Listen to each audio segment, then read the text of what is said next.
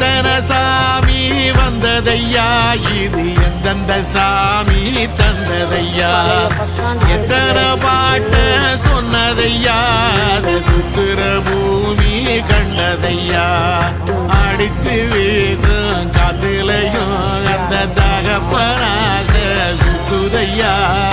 பிடிச்சு பூக்கும் விதையிலும் ஒரு வம்சத்து கதையே உள்ளதையா